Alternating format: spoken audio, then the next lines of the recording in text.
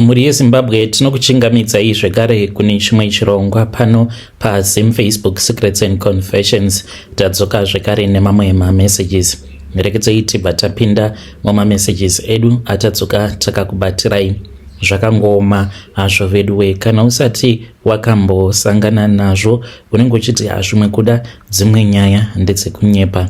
Eniwo ndati ndakarara. If you still remember the challenges that I was facing netrack rangu, that was when pandabva ndarota driver wangu the day iro raakasimuka achiti ari kuenda kuZambia. Paya pakatanga maproblems. Ndanga ndichita sekunge ndanga ndichiratidzwa zvose izvo zvakaitika. Anga ari iye naassistant wake vanga vachitotaura zvavo vachitoti matai edu awa pane mamwe ari kuda kuti ange achizochinjwa, saka vazoti vasvika parobot ndopandabva ndachizoratidzwa umwe mukadzi uyo abva arovera pik muvhu panzvimbo yakaomarara. So ndo chiratidzo chandaratidzwa nemachallenges ose atakazosangana nawo, zvichireva izvo kuti takazosara zvedu tosimuka, but panga patori nemunhu anga akatoita zvaakaita. Ndisingatauri hangu mazita, but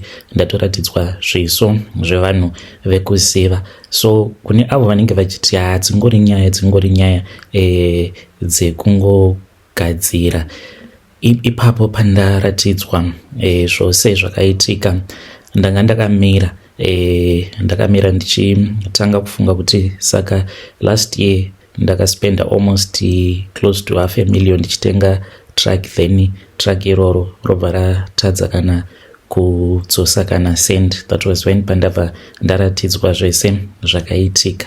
So kune uyo anenge asati akambosangana nazvo unongozvudza kuti maybe dzingoriwo nyaya dzekungoti tinge tichingoswerawo tichingotaura kungoswedzawo zuva, but zvinhu zvakadai so zvitoriko. So ndaratidzwa mafaces evanhu vekuziva, but Mwari havo ndivo vanoziva, and I am grateful kuti I'm still alive, and Mwari will keep on protecting me.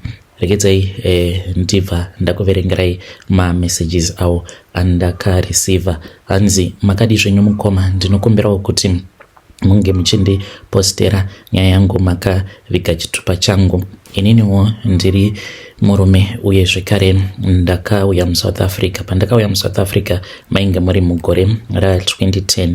Pandakatanga kuuya muSouth Africa ndakangoti ndichingoyambuka ndichipinda muSouth Africa ndokubva tamiswa nemasoja ekuSouth African side. Varume ava vakabva vatipata, vakabva vachizoenda nesu kune rimwe jeri uko kwatakanogara kwemwedzi wose tiriko kuya ndokubva tachizodzoserwa kuZimbabwe. Makore acho iwawo nekuda kwenzara yainge iri munyika, waiti paya kana ukatipotewa waipiwa hupfu, mafuta zvekare nebeans kuti unge uchizosvika uchiwanawo chekubata kana wasvika Komba.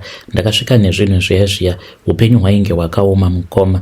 Ndichitarisa mudzimai wangu nevana ndichiona kuti pano kana ndikaramba ndigere muno munyika zvechokwadi tinofa nenzara. Saka hupfu huya hwandainge ndakabva nahwo pandakatipotewa kuSouth Africa takaudya kusvika tapedza, ndichitsvaka basa ndichirishaya.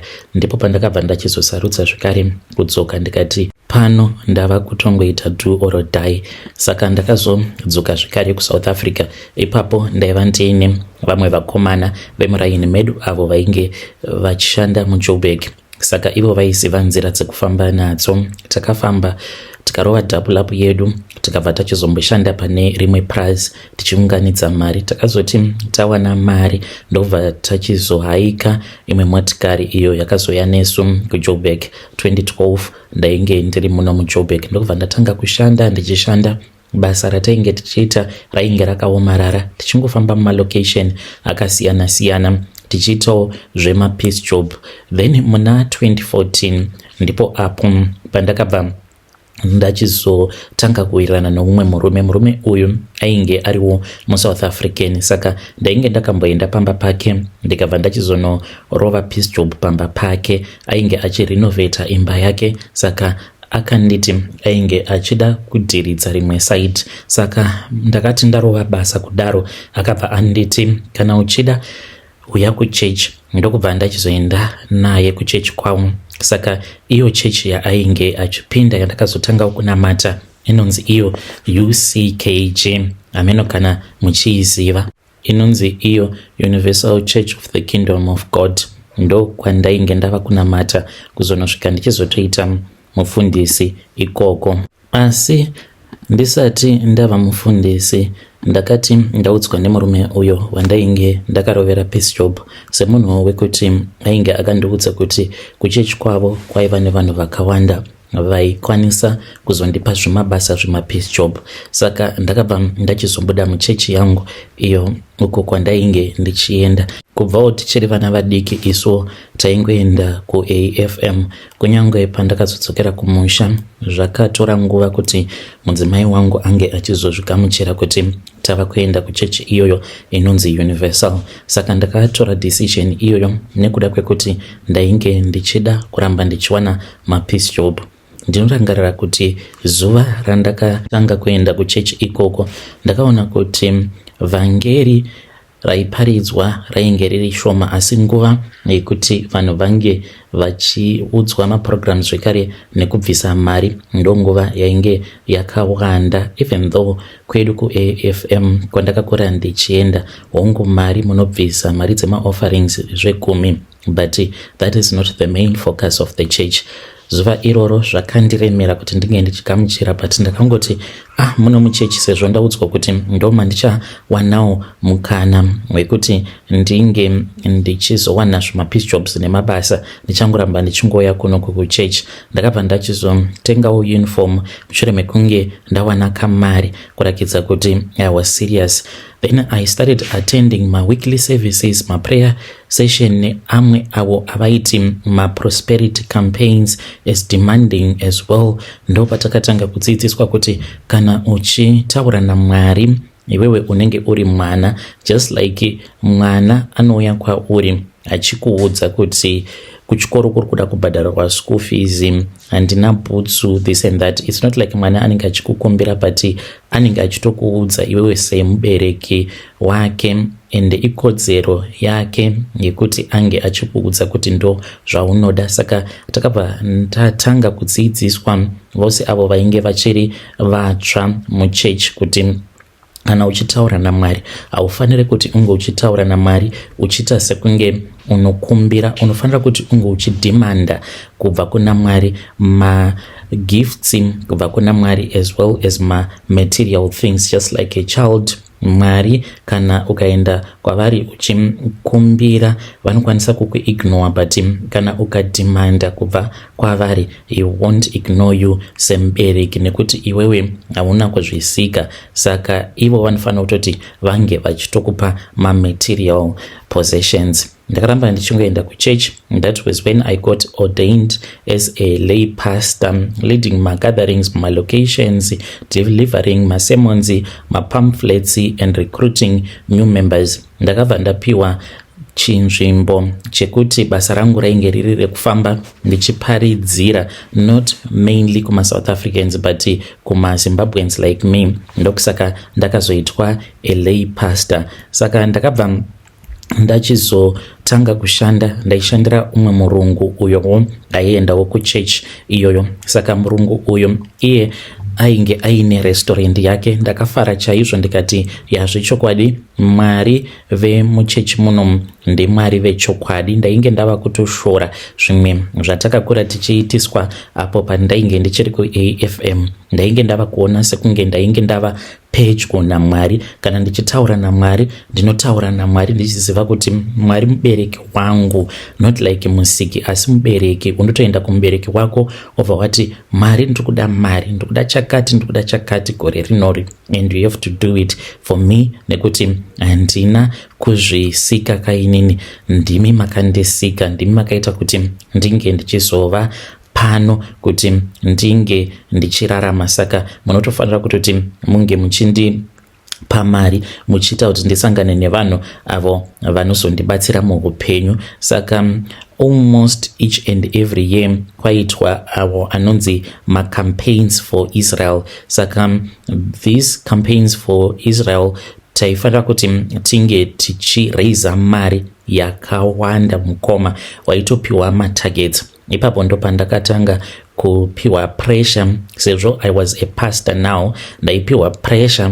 yekuti iwewe kubva kumaZimbabweans panodiwa mari yakati. So each and every time when we were in church, ndaitova nematargets angu kuti kuzonosvika church yapera munofanira kuti munge muchizova nemari yakati. Saka taiti paya kana kuri kunzi tikakolekta mari, then we would go tobva taverenga mari dziya. So awa ainzi monthly targets edu isusu, but aizobatsira zvekare church. Then kune avo vanenge vachiuya kuchurch, vanhu vatainamata navo, ivo kwavari vainzi vanofanira kuti vange vachibvisa mari idzodzo, tainzi tinge tichivaudza. But kuvaudza kwatinenge tichiita, it's like kana ukasabhadhara mari iyoyo, let's say zvakaita sechegumi, taitopiwa instruction yekutoti kana munhu akasabhadhara tithe yake 10% of the income, unofanira kutoti ungo uchitomuchikidzira.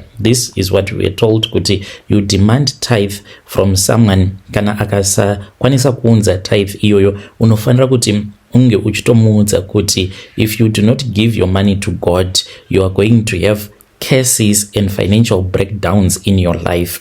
Asi kana ukauya nechegumi chako kuchurch, unofanira kuti unge uchiudza munhu iye kuti you are going to unlock great health and you are going to be protected spiritually. Unenge uine ngerosi dzinenge dzichifamba newe, guiding you 24/7.